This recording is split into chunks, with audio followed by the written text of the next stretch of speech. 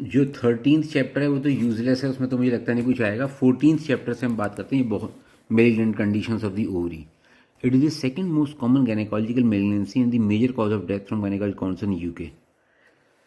The lifetime risk of developing ovarian cancer in the general population is 1.4% and the mean age of presentation is 64 years. Ovarian cancer is more prevalent in higher economic income nations.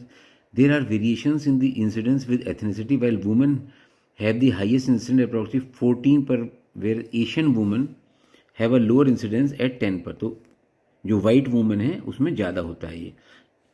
Ovarian cancer is rare in younger women. Only 3% of ovarian cancers occur in women under 35 years of age. It is now increasingly accepted that a large proportion of ovarian cancers may be in fact originate in the fallopian tube rather than the ovarian surface epithelium as previously thought. Classification: the primary ovarian cancers are epithelial in 80% of cases, sex cord stromal or germ cells. The ovary is also a common site for metastatic spread. Kurkunbans tumors are the ovarian metastases associated with primary cancers of the colon, stomach, and breast.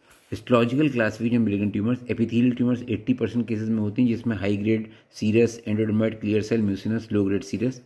Sex cord tumours में granulosa, Sertoli Leydig और granuloblastoma, gynandroblastoma. Germ cells tumour में dysgerminoma, choriocarcinoma.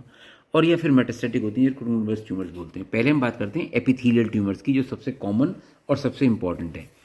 Epithelial tumours of the ovary are benign, malignant और borderline. ये हमने देख लिया यहाँ पे। Approximately 10% of epithelial tumors are classified as borderline ovarian tumors. These tumors are well differentiated with some features of malignancy, nuclear pleomorphism, cellular epithelium, but do not invade the basement membrane. BOT is spread to other abdominopelvic structures like peritoneum, mentum, but do not often recur following initial surgery. The majority of borderline ovarian tumors are serous tumors. Mucinous may actually arise from appendiceal carcinomas of the luminant population and can be associated with pseudomyxoma peritoni.